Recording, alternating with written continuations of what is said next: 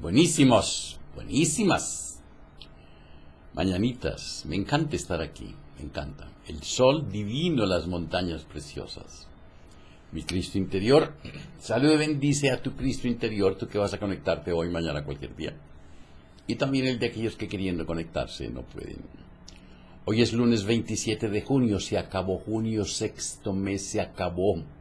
De 2016, programa número 1260. 1260. Tiene los mismos dígitos de 2016. 1260. Curiosidades, pero yo las observo, las veo. Que el espíritu de sabiduría descienda sobre nosotros todos y nos ilumine. A mí para decir lo que debo decir, a ustedes para comprenderlo. Gracias por sus correos, gracias por lo que en ellos expresan, gracias por sus manifestaciones y buenos deseos de bienestar y salud para conmigo. Gracias, gracias, gracias. Hoy se cumple un mes de mi operación de marcapaso. Debo asistir a una cita de revisión a las 4:20 de la tarde. Por favor, sus oraciones. Por favor, sus oraciones. Iniciamos hoy la lectura del libro La Ley de Hierro del Cáncer del doctor Rick Girdhammer, alemán, que lo escribió luego de un estudio inmenso después de la muerte de su hijo de un cáncer. ¿Cómo puede matar el diagnóstico? Solamente el diagnóstico de cáncer mata. Y si es por SIDA, peor. La revista científica alemana Raum und Zeit de Múnich, que desde la verificación de la ley del hierro del cáncer en Viena en diciembre de 1988 por la gran autoridad de la cancerología austríaca, profesor Jörg Birkmayer, ha publicado varios artículos acerca de los descubrimientos del Dr. Hammer, considerado como uno de los científicos más interesantes de nuestra época. Le da 2 veces la palabra de su edición en el número 42 de octubre-noviembre de 1989. En un primer artículo, el Dr. Hammer expone de nuevo al SIDA dentro del marco de un sistema ontogenético de los microbios, bacterias y virus y responde a la pregunta ¿por qué se muere de SIDA? A este artículo le sigue una discusión científica entre el Dr. Hammer y el decano de la Facultad de Medicina de Düsseldorf. He estado en Düsseldorf. Ahí está la famosísima, hermosísima catedral. Düsseldorf. Iba a decir la catedral de Colonia. La de Colonia queda en Colonia. Pero se va en tren en 2 horas y se vuelve. El profesor Pfizer, médico y biólogo que es una autoridad en la República Federal Alemana en materia de citopatología e histopatología. ¿Cómo puede matar el diagnóstico de SIDA? Si existe alguien que desde un principio haya visto en el SIDA una gigantesca impostura científica, ese es sin lugar a dudas el Dr. Hammer. Impostura, falsedad. Aunque por razones distintas a las del Dr. Duesberg, para el Dr. Hammer toda enfermedad se inicia en la psique. Toda enfermedad es psíquica. Pero al igual que el profesor Duesberg, se quedó perplejo ante lo absurdo de los argumentos adelantados por varios profesores en defensa de su hipótesis del SIDA. Tras haber expuesto su tesis, el Dr. Hammer describe 2 casos impresionantes de personas que hasta el momento habían gozado de buena salud y a quienes se arrastró hasta la antesala de la muerte con el diagnóstico de SIDA. Estas personas tuvieron la suerte de tropezarse con el libro del Dr. Hammer, Fundamento de una nueva medicina. Raum und Zeit ha informado en diversas ocasiones acerca del Dr. Hammer, en quien vemos uno de los más interesantes científicos de nuestra época.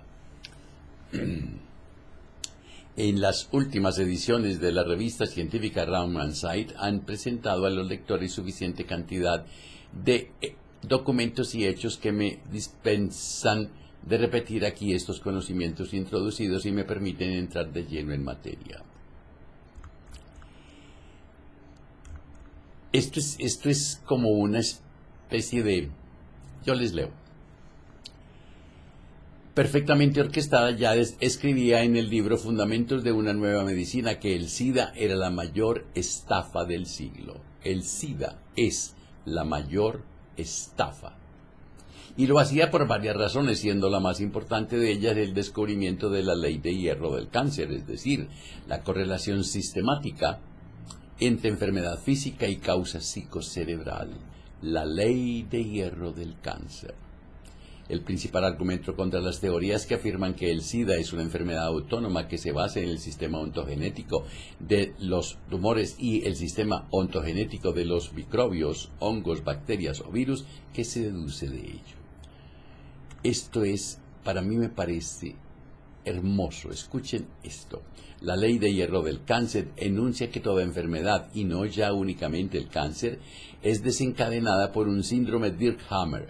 Dirkhammer era el nombre del hijo del señor Hammer que dio origen a todo esto. Es decir, por un choque conflictivo biológico muy específico que de forma instantánea impacta simultáneamente en el cerebro y en el organismo, creando un foco de Hammer visible en el escáner en el centro de control cerebral que representa al órgano afectado y creando alteraciones y tumores en el órgano correspondiente.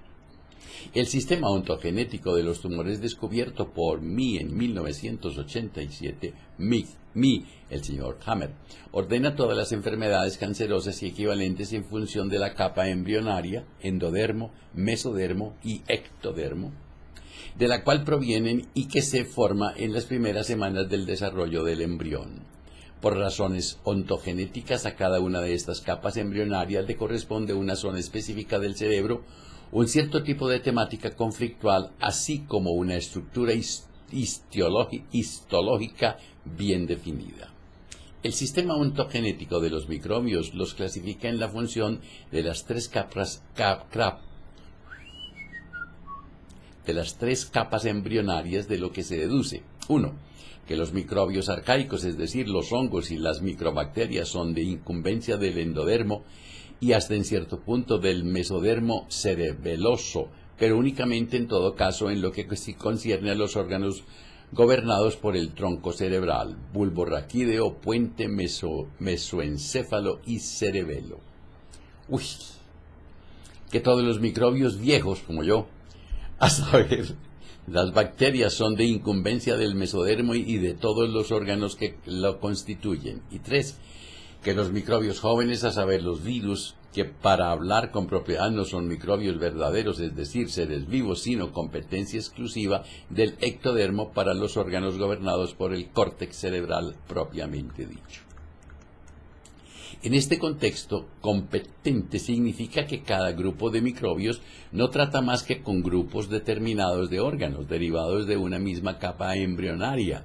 La única excepción a esta regla es la zona limítrofe de los órganos mesodérmicos gobernados por el cerebelo, que son tratados tanto por hongos, parásitos y microbacterias como por las bacterias, que normalmente son competencia de los órganos de la capa embrionaria media gobernados por la médula cerebral. El momento a partir del cual los microbios pueden trabajar no es, como erróneamente lo habíamos creído hasta ahora, función de factores externos, sino más bien algo determinado por el ordenador que es nuestro cerebro. Y a la vez que para los microbios el objeto a tratar no es fortuito, sino exactamente determinado por la historia del desarrollo embrionario para cada grupo de microbios. El momento en que los barrenderos reciben la autorización para entrar en faena no es fortuito, sino determinado con precisión en función del sistema ontogenético por el ordenador que es nuestro cerebro. Se trata siempre del inicio de la fase de solución del conflicto, es decir, de la fase de curación.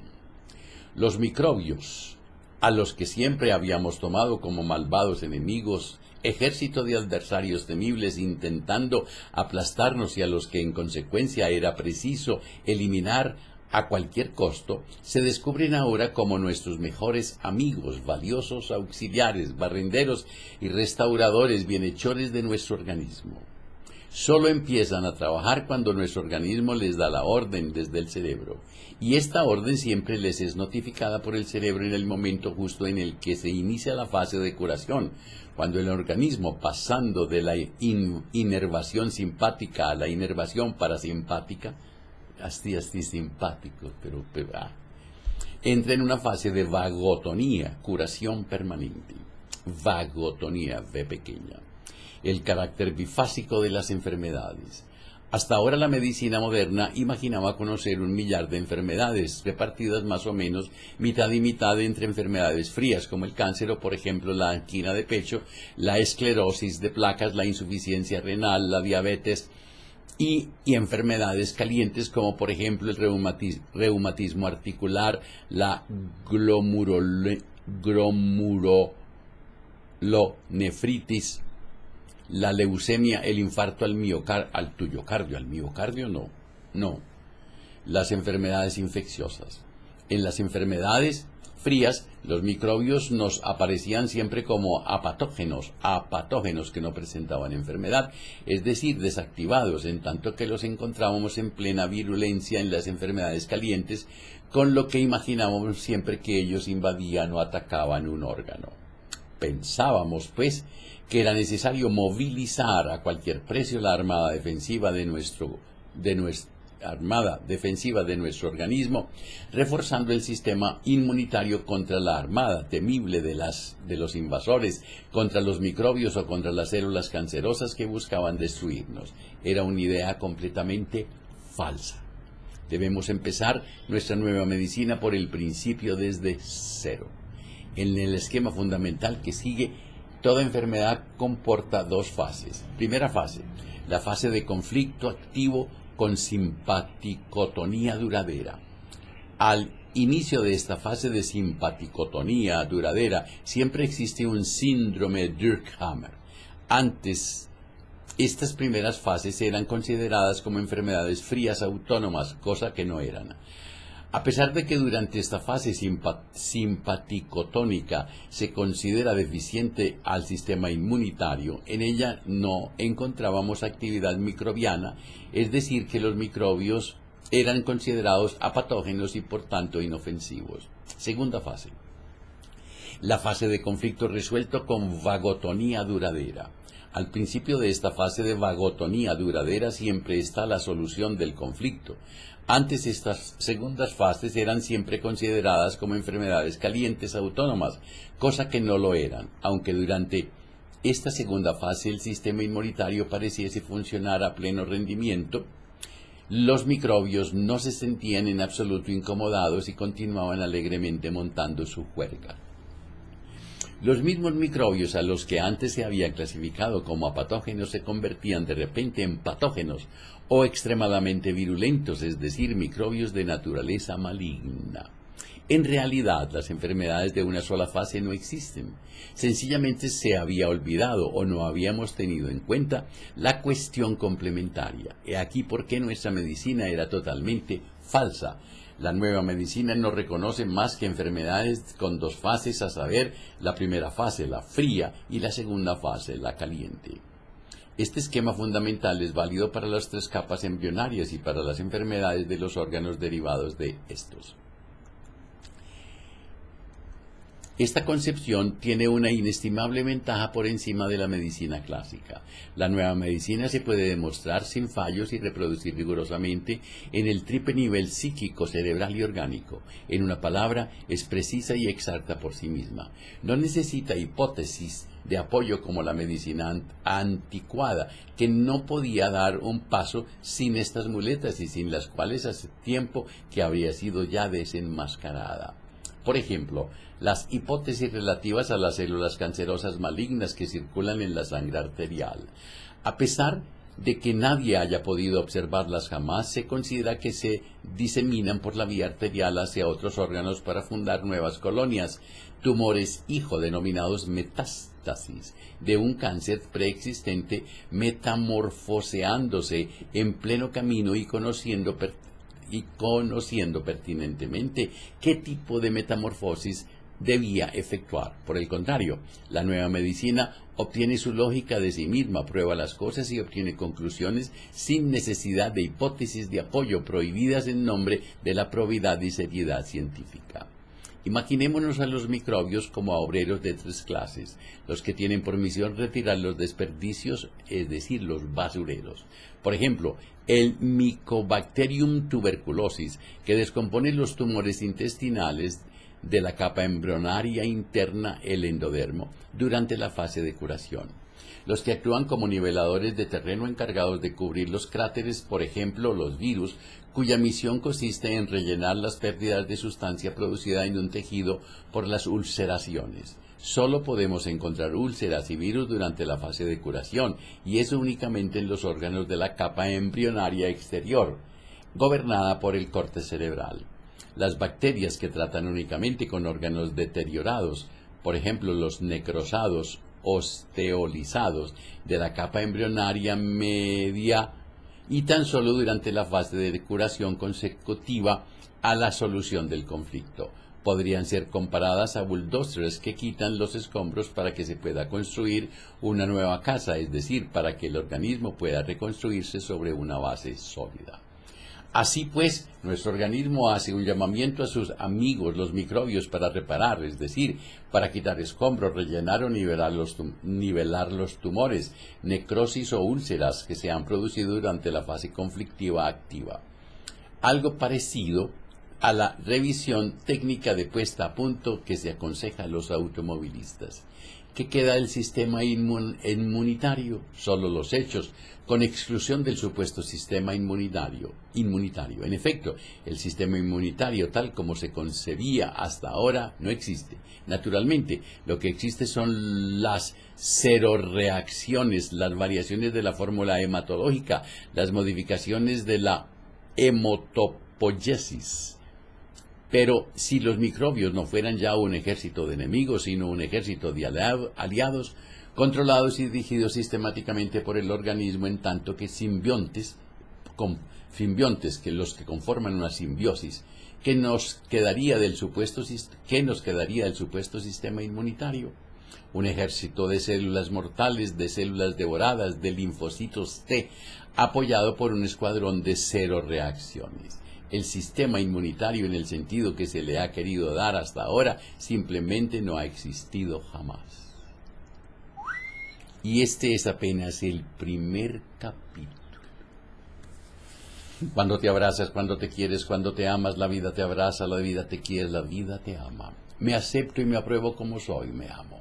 Yo soy en cada nuevo día más dulce. Mañana, martes, hablaremos qué papel juega el SIDA. Que la prosperidad, la armonía, la salud, la sabiduría y el amor sean con ustedes y sus familias, conmigo y mi familia. Si hoy tienes un momento de tristeza, de rabia, de celos, de miedo, de pobreza, de enfermedad, invoca al espíritu de sabiduría, pídele que descienda sobre ti y tú cuéntale. Y si en tu relato hayas algo mal puesto en tu corazón con alguien, perdona a ese alguien, ámalo, agradece, olvida. Y si es contigo, perdónate, ámate, agradece y duérmete. Hasta mañana, y no se les olvide reír por nada, pero por nada, nada, nada, nada del mundo.